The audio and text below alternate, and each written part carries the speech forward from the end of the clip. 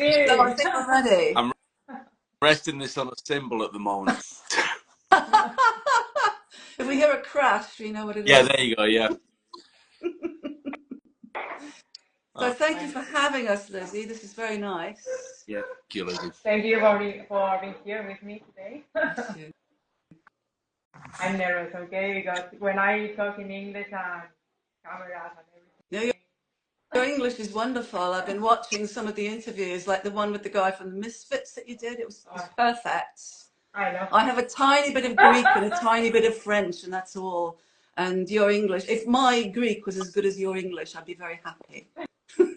Oh, thank you. You're welcome. Good as anybody else's, I'd be happy. We're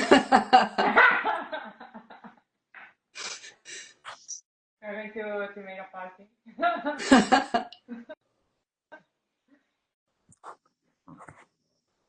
So you both live on different continents.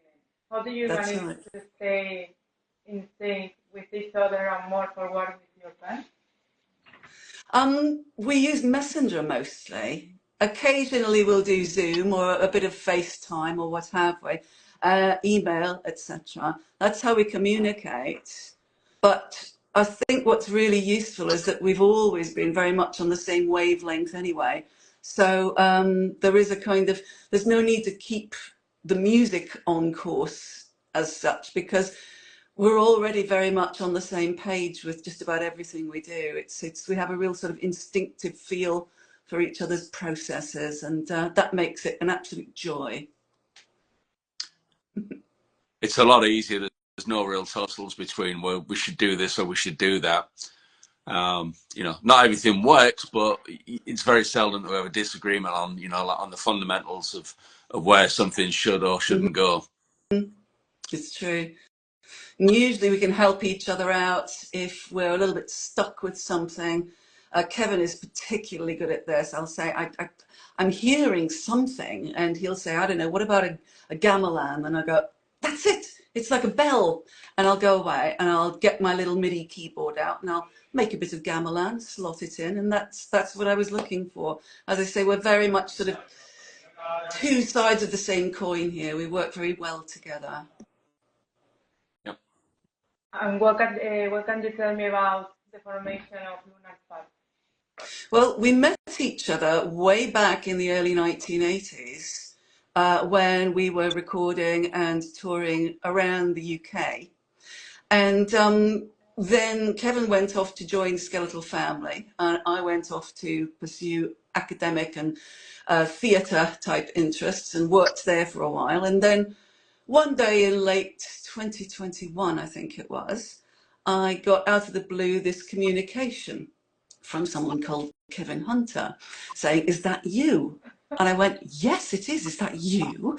I know we got chatting about what we'd been up to, and we said, shall we make some music together again? And that was largely it.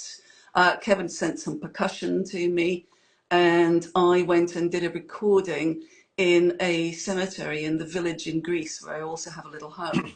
And I started playing around with this, stitching it together. I taught myself from knowing nothing about how to make music with a DAW online, and then downloaded a program and then started just basically trying stuff out, throwing stuff at the wall, seeing what would stick. And we said, after we'd done a few tracks like this together, we said, do you know what, maybe we should like share some of this with the world and give ourselves a name and maybe start to put things out there on streaming platforms and so on. And that was just a little over 3 years ago, and here we are chatting to you. It was really funny how it was very organic how it all came about. There was no plan. There was no, oh, let's do whatever. I mean, there is now. Most definitely, yeah. Now that we're having such a wonderful time doing this and finding quite a little bit of success, we just want to now start to take it to the next level, you know. But yeah, there was no plan. I mean, we didn't know back in the early 80s that we were helping in our own small way to create what I suppose they now call the goth culture or post-punk or what have we. And it feels very much the same now that, you know, we didn't know that we were creating a Lunar Paths sound because we like an awful lot of that music from back then, but there has been such a lot of fabulous stuff, so many interesting new trends in music that's come up over the interim period. And we were flabbergasted to find that, you know, we liked the same kinds of things that weren't goth at all. We both liked avalanches. We both liked the streets. We both liked underworld. And, you know, we still had a great, huge area of commonality, I suppose, even though we hadn't spoken to each other in decades. So, yeah, there was no, as Kevin said, there was no plan. It was very organic how it came together. Who are your references in music? Yeah, I mean, I've indicated some, I think. You know, obviously we were very much into the music of our peers back then. So all of those great classic post-punk goth bands are important to us, but also lots of other stuff besides, things that, you know, were even there before any of this happened. And because I spend some of my time in Crete, I love Cretan music. So we use a lot of lira samples, you know, the traditional Cretan instruments. There's classical musicians I admire. There's such a breadth of genres to choose from. Kevin's got a very eclectic taste as well. What are you into, Kevin? What are your foundation stones? Well, I mean, as you said, you would expect that, you know, that we grew up with and was just coming through as we was starting to make music first off. But I've always liked some elements of folk music. I've always liked the resistance element of folk music and also the sounds and coming from a rhythm point of view as well. Most other music other than rock and roll isn't centered around a backbeat. And I think it gives a lot more scope and a lot more originality when you can actually incorporate other ways of doing things. Like Irish music is very much about on the downbeat, as is then. Well, now native. I've started since I've been living in America. I've started to listen to some more native stuff, and also an awful lot of cumbia, which is the South American music. And it's just not based around the same rhythmical structure, which gives you a lot more freedom, I think. And I think that I hope that we actually get some of that through in what we do, you know, without the cultural appropriation thing, you know, that it's just something that's genuinely interesting and exciting. Cumbia for me it's probably the most exciting music form. You know, it's so traditional and it's so non-traditional as well. It's just fantastic, and the sounds that they come up with, and the way that it sounds, and the way that it's structured, and you know, I don't even understand what they're singing about largely because it's in various types of Spanish, you know, be it Ecuadorian or Peruvian or Mexican, but the sound of it is just tremendous. It really is. It reminds me of like very early French hip hop.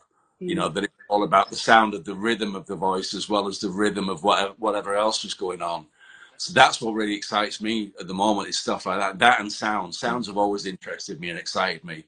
Different sounds of things, big sounds, small sounds, whatever, you know, or stuff that really cuts through. It So there's always was the case with you, and I think with a lot of people of that punk and post-punk generation, that we were interested in a lot of different cultural outputs. I remember you being very influenced by reggae and dub and things like this. Yeah, it's there's so many wonderful sounds out there to choose from. And as Kevin mentioned, you know, we're sensitive to the whole issue of cultural appropriation.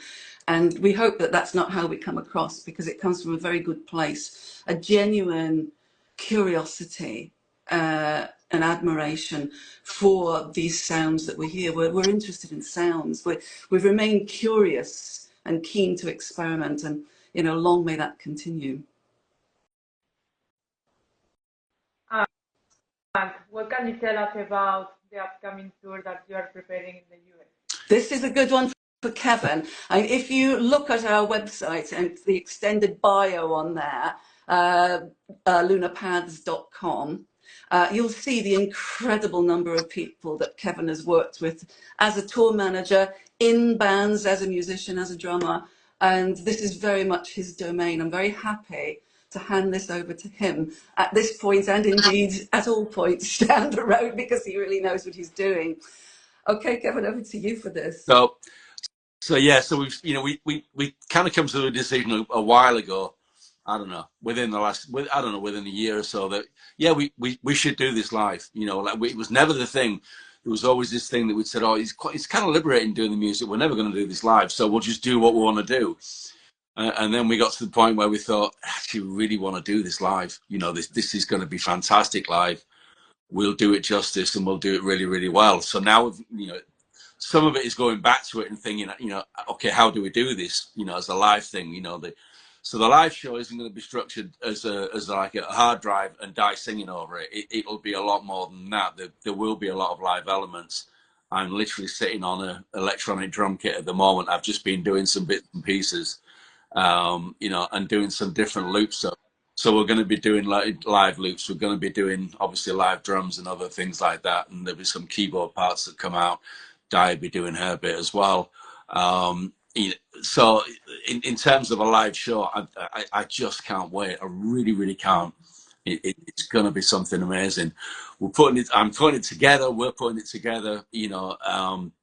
Going around various venues in the Midwest, and there's 3 that we're talking to at the moment, and just waiting on dates and when we can go forward with that. The situation over here has made things a little bit more difficult. People are a little bit edgy about committing to somebody that we've got to get work permits. Obviously, I don't, but we do for Di, and that's actually caused a bit of unease, shall we say, amongst the live promoters. The possibility that we're not going to get them, I don't think it will be a problem, but there is that possibility, and at the moment, who knows what's going to happen. That's right. There's so many unknowns given the current situation of flux in America. And basically our stance on this is that we're doing it until it becomes impossible to do it. So we're making our plans, we're pushing ahead with that. I do all the producing, so I prepare all the little bundles of stems and I send them over to Kevin for him to put into his Idoru, and then we'll be able to take that on the road, along with things to trigger loops. Kevin can take his drum kit, electronic, acoustic, you name it. And and I really look forward to just getting over to his place for a few weeks, trying stuff out. And of course, meeting him face to face for the first time in decades will be very, very nice too. We haven't been in the 30 years, 40 years. Yeah, it's bizarre. Not been in the same. There's a few times we came close. Like I was working at the LPAC Theatre in Lincoln, and you were at the Engine Shed, a venue right next door to the LPAC Theatre in Lincoln. You were touring with Stereophonics at the time, as I recall, Yeah. and we were literally within a few meters of each other for that whole day, and we never crossed paths. It would have been, well, it would have been jaw-dropping. It would have been amazing if that had happened. But, then probably other occasions where we've been ships passing in the night as well. But, that was one that you mentioned. And I went, you're kidding me. I was there then. Gosh. So, yeah, that'll be some reunion when it finally happens. Yeah. So, yeah, anyway, it's ongoing. It's going to be the Midwest of America first off, some small places. And we're going to do a 35, 40-minute set, and we're just going to bang you between the eyeballs, basically. It'll be great.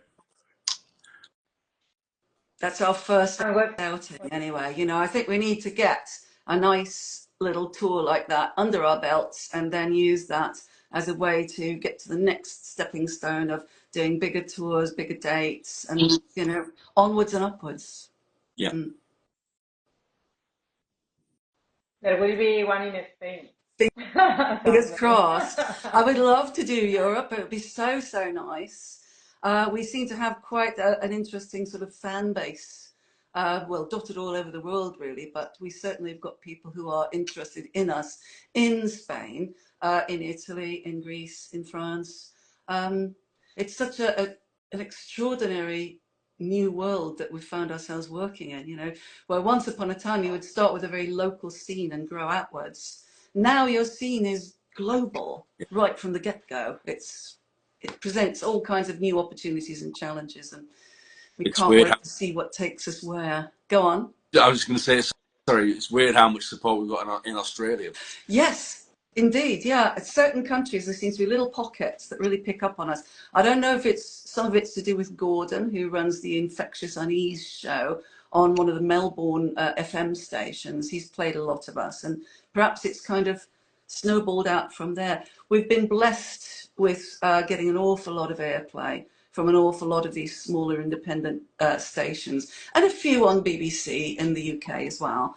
But that's Kevin's work, doing all the networking with the various DJs and so on. So yeah, this is where we exist now. Yeah. I mean, because we haven't played live yet, we only exist on these various social media platforms as audio, as radio broadcasters, streams on our YouTube channel. This is our stage, which is why we're very grateful for you to have us on your stage today. Thank you again. Oh.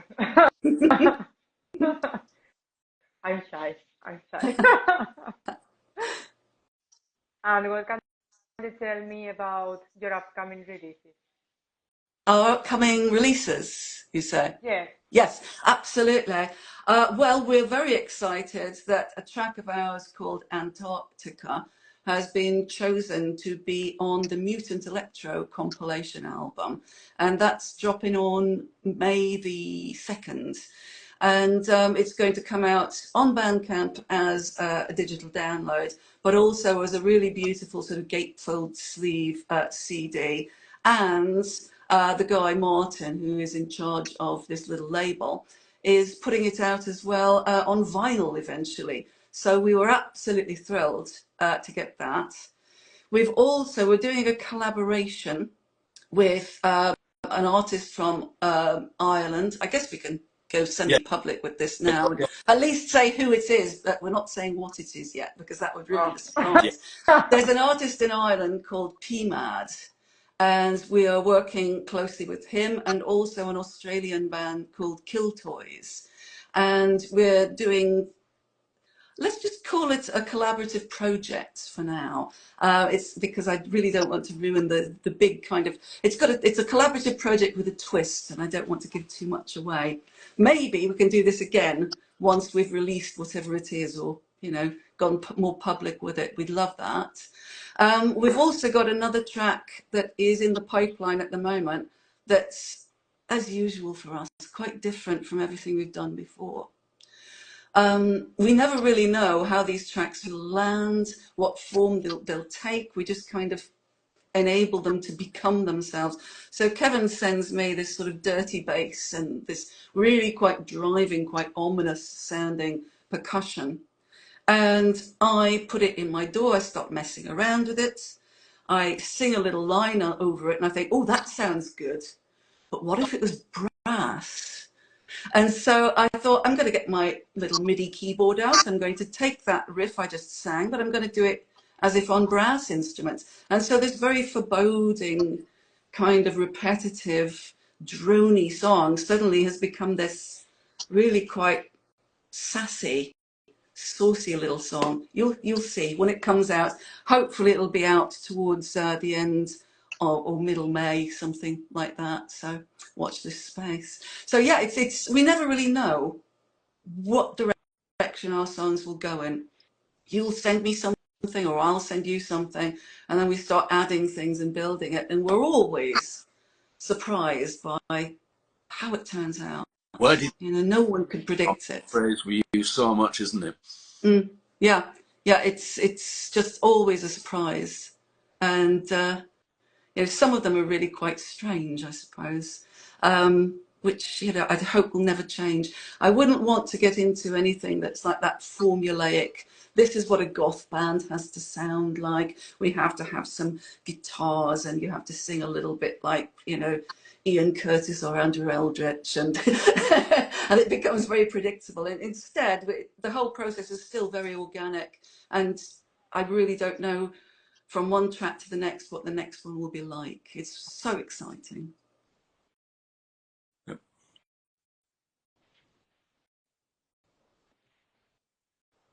I'm sorry, I was That's okay. trying No to find the problem. answer. Not a problem. I'll take the opportunity to have a little sip of water. How do you think we've advanced in terms of musical culture in today's society? Is Gothic music heard more than before? Yeah, I think it's always been there. Certainly, I mean, I was only talking about this with a friend the other day.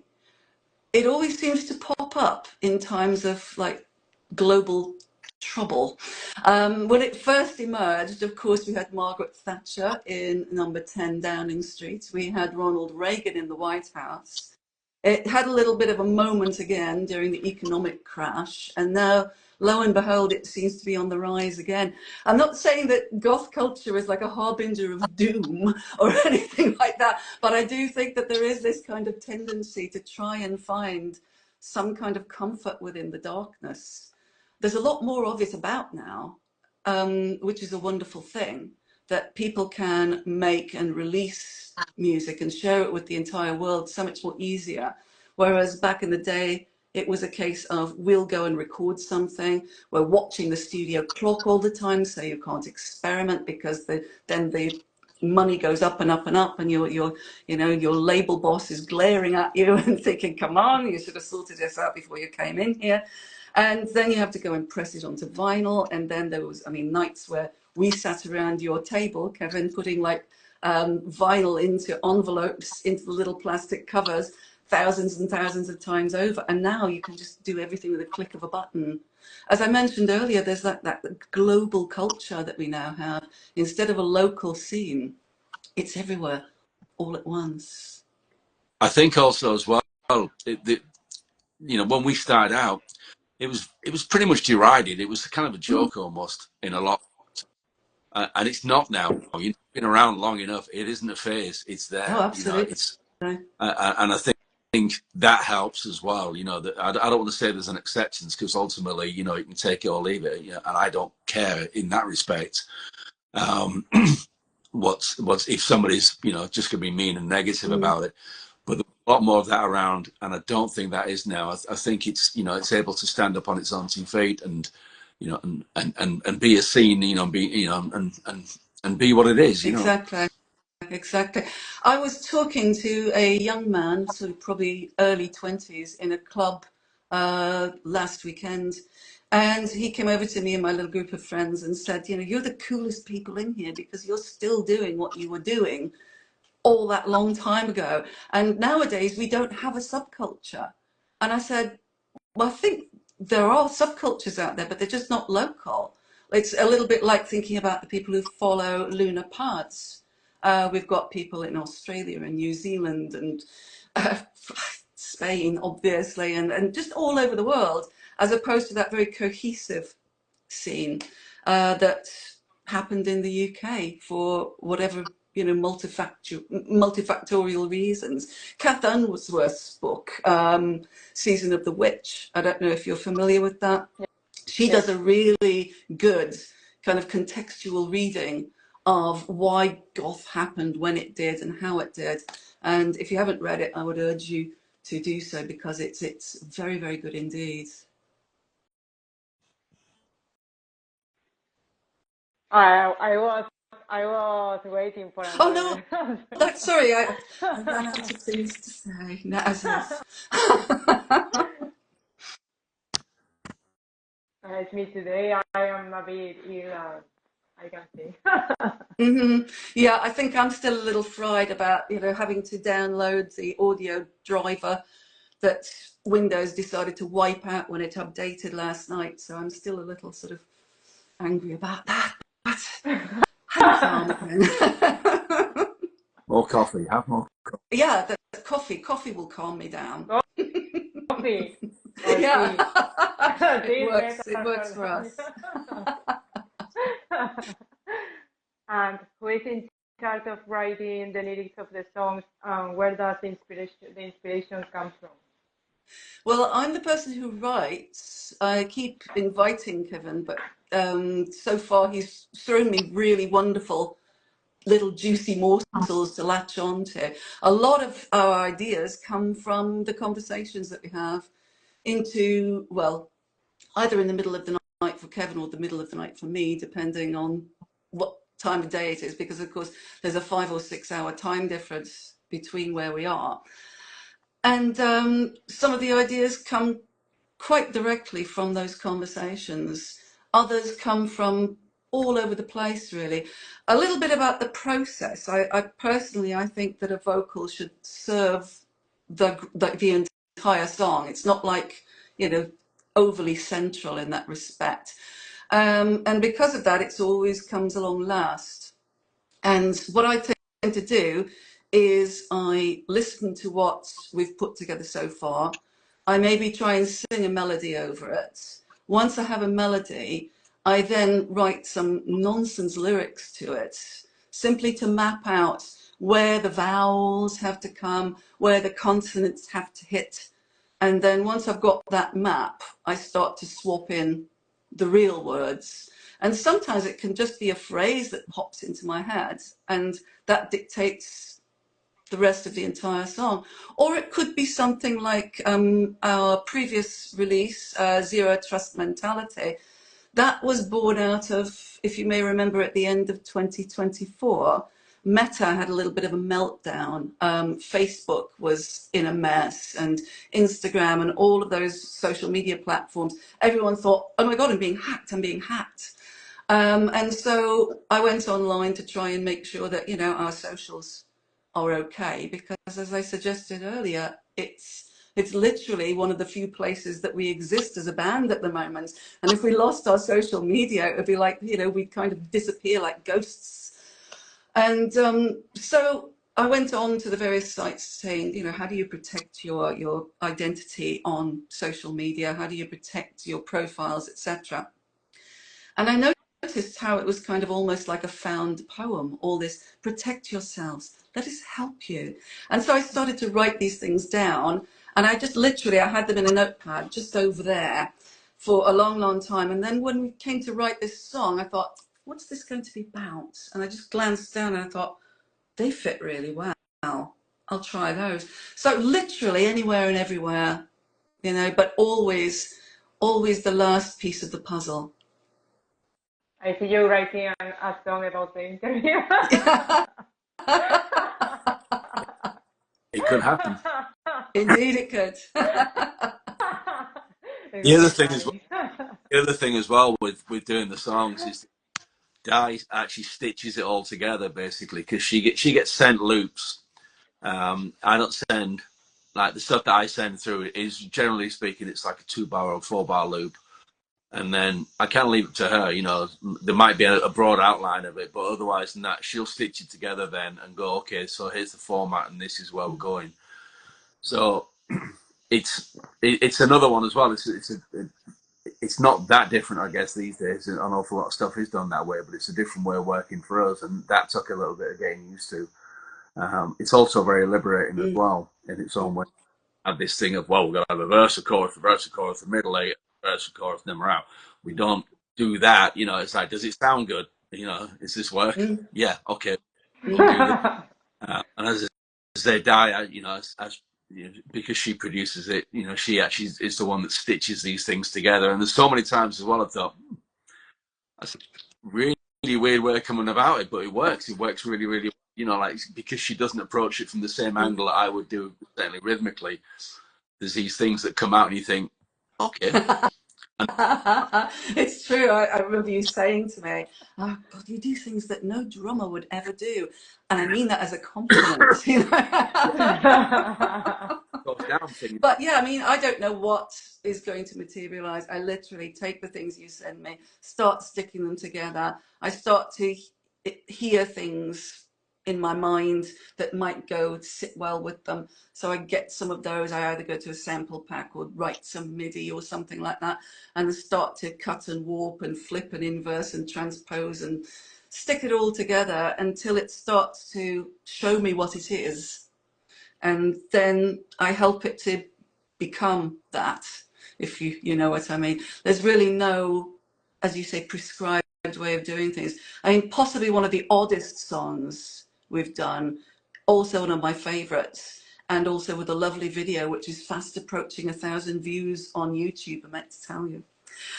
Cicada, you know the little insects? You'll have them in Spain. We certainly have them in Greece. We even have them in Chicago. The little insects that all summer go, you know the ones? And yeah, and we wrote a song about them. Largely because we really love that sound, but also because they're these sort of mysterious creatures that live life almost in reverse to humans. You know, they start under the ground, they hang their little ghost on a tree somewhere, and then they take flight and go and live their lives. And we thought, this is such an interesting subject to write a song about.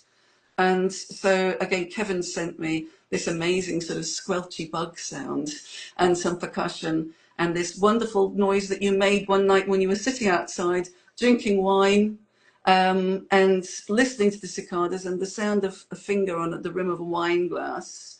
And so he sends all of this to me. I start stitching it together, adding other stuff to it. If you don't know Cicada, check it out, because, as I say, it's one of our more odd ones, but also probably one of my favourites of what we've done to date. Last year, when we did this as well, I mean, part of the thing for me was that every, I think, 7 years and 16 years, there's this great thing where they have this big migration, they all come out. So everywhere you went in Chicagoland was just full of cicadas and cicada casings, and you really couldn't move from them. They were everywhere, absolutely everywhere. So when we were sitting out there, yeah, all we could hear was this cacophony, this loud cacophony of it was bizarre. I've never seen anything like it. It And you just still, goes on and on and on until suddenly it stops. yeah, And the number of times I've been sitting out, drinking a glass of wine, chatting to friends when we've been in Greece, and they've become so loud I've had to raise my voice, and then they all stop, and you're sort of bellowing into silence. They're the most peculiar, fascinating creatures. So we thought we'd write a song inspired by cicadas, you know. Literally, ideas come from absolutely anywhere. I need to know what it is now. Oh, you will know them. They're the little bugs that fly around in the summertime and make the noise. They go. Ah, okay, Yeah, I know what you're saying. Yeah. those. Yes, Okay, yes, okay. absolutely. Yeah, I can't yeah. I didn't remember know they even the name existed in in Spanish, Chicago, but but yeah, yeah. yes, yes.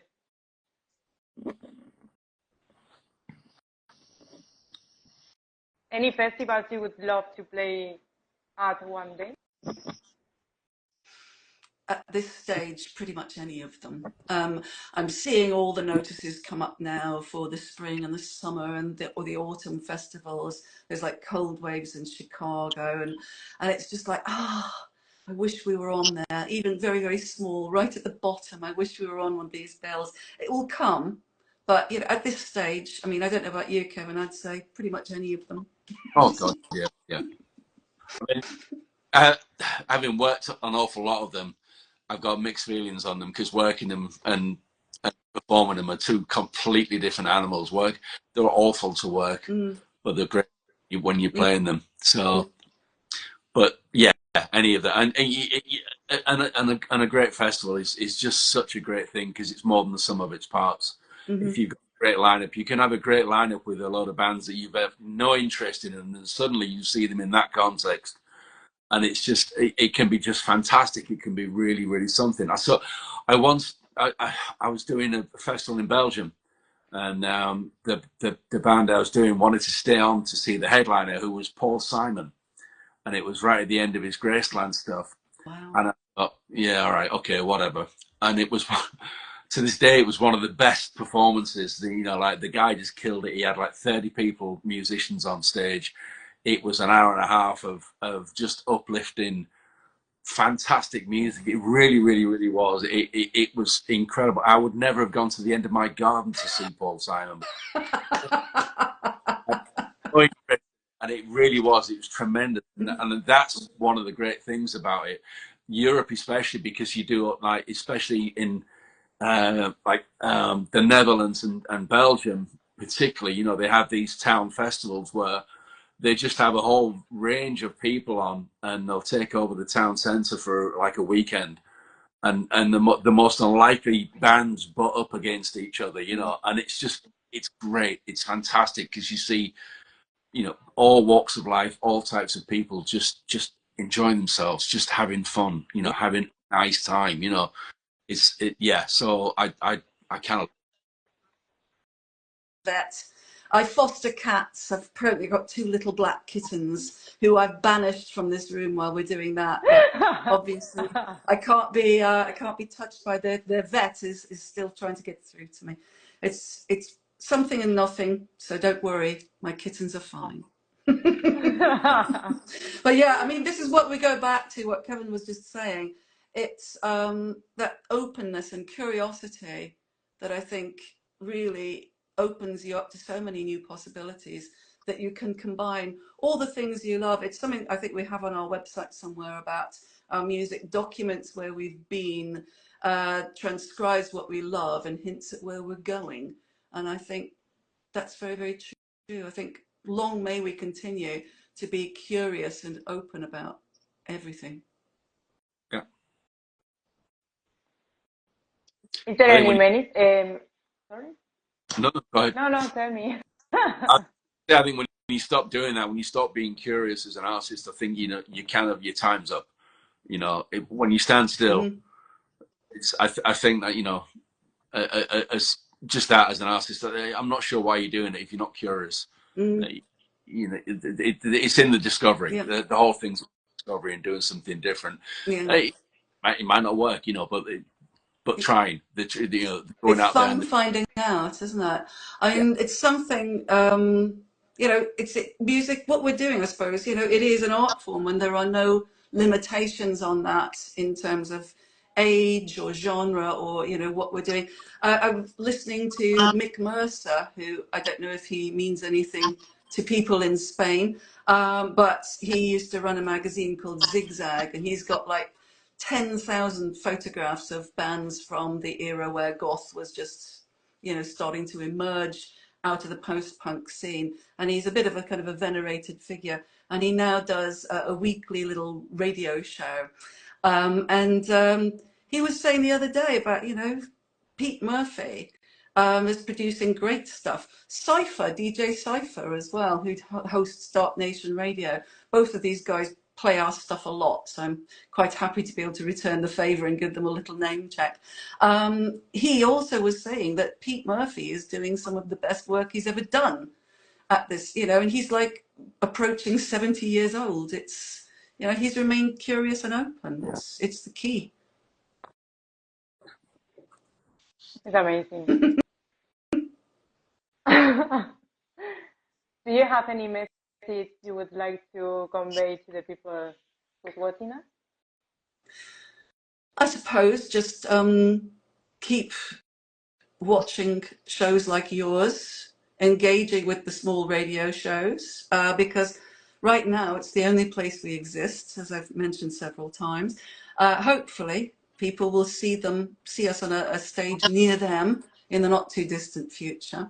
But thanks to everyone for their enduring interest in what we do.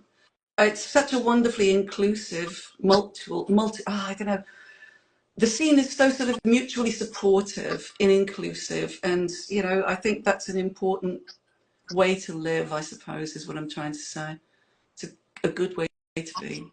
I think as well, you know, anyone that's kind of stumbled on this and is of the mindset of, well, there's nothing out there. It's all boring. It's not as good as it. There's loads out Mm, there. There's loads of fantastic music.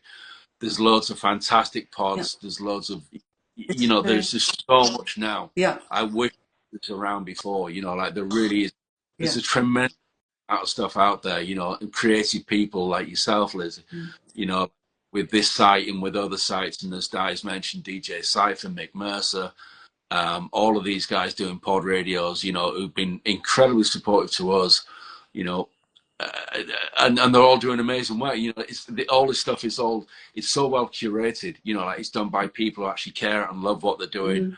mm, that they're bringing, and clearly getting an excitement out of bringing this to people and saying, look, I found this. Look at this. This is great. You know, Mm. and great to see. It really is. You know, we want to do the same thing in our own way. Like, you know, and as Di said, it's a mutually inclusive thing, and it builds. It And builds it. there's so much stuff out there. I mean, sorry, apologies for name dropping endlessly, but I managed to catch up with John Robb when he was doing his book tour for his book Art of Darkness, his history of goth. And I mean, we go back way back, back to the day when we used to sort of try and get his shows put on at venues near where we were living at the time. He was commenting on how he was rather cynical of an awful lot of the things you see on platforms like TikTok, where, you know, it's pretty young girls doing their makeup and dancing around in cemeteries. And then he realized that's just him being an old man. You know, he's thinking, well, back in my day, if you wanted to be a goth, you had to go and do gigs and make records and do this. And now that's not the case. You can still find a voice and a vehicle for your expression by doing that, by putting on lovely makeup and lovely dresses and dancing about. Now, here's a message for those people. Instead of bedding those beautiful videos in things like Depeche Mode and The Cure and the Banshees and people who everyone has heard, you know, use some of these new up-and-coming bands like, oh, I don't know, Lunar Paths, for example, as their bed for some of their lovely videos. That would be awfully nice. That would give us another little platform. But no, it's good. I mean, everything, beautiful work. We're all enjoying it, supporting it. And it's a different way of doing something from the same heart that existed back in the day. It's all good. It's all wonderful. But we need to keep listening to the Pet Mode, the Cure. Oh yes, we do. Oh yes, for sure, most The pets definitely. are my Yeah, kings. I do understand. I mean, people will want to get their reels seen, so they'll attach it to trending music. But I But got you to say, know, well, actually, just back to that, Depeche Mode and The Cure both done LPs that are as good as stuff they were doing, you know, like totally. many years ago. Memento Mori, good Yeah, LP, very good LP. yeah. And all that went with it, I didn't see it, unfortunately, but I know that a lot of people really, you know, like loved what they were seeing. That yes, some people missed various people that, you know, that are not in the band anymore. Mm. And with the Cure's latest LP, you know, it's a good LP, It and that really is. It really he did is. so much good work on that last tour. You know, like his stance on ticket sales and merchandise and stuff like that. You know, Hmm.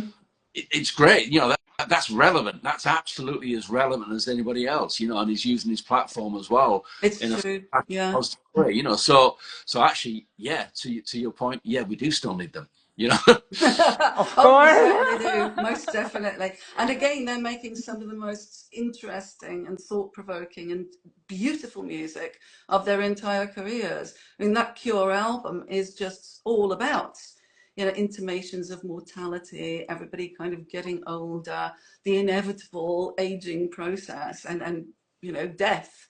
And you know, I don't know if he could have written that when he was 25. Oh, well, it's Bob Smith. He probably could have written that when he was 25.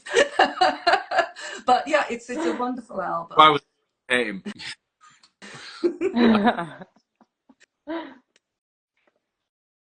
Thank you so much for being here with me today. Thank you for having Yeah, us. thank I hope you, to Liz. do another interview when you release your next We song. would love to. That would be wonderful. Now that And we know how to do it, this is our first attempt at Instagram Live. So I hope it wasn't too bad. I hope it was good. no, it's fine, it's fine. Bless you. Maybe Thank you. it would be me that I'm really nervous always when Oh, no need, because you're very good at what you do.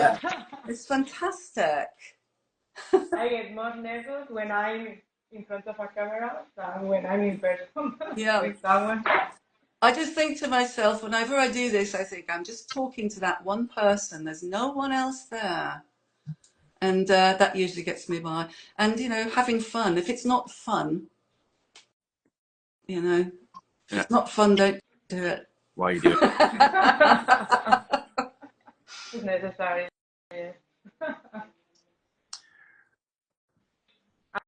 And we will post a report or news or whatever it is. Amen. So more people. I'm trying to turn the metal into more music. Thank you. I hope they don't notice.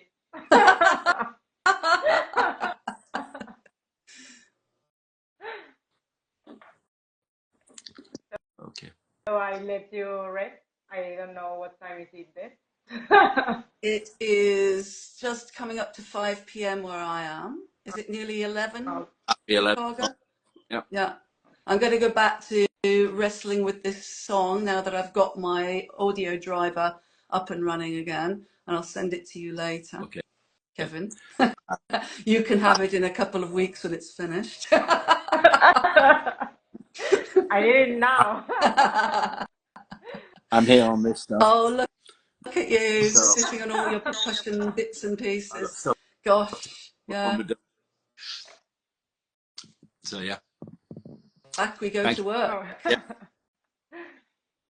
Have a have a lovely have evening. a good day. Have a lovely evening, Lizzie. Thank you very much Same again. for you. We'll speak again and do this again soon. Cheers Yes. now. Take care. Bye-bye.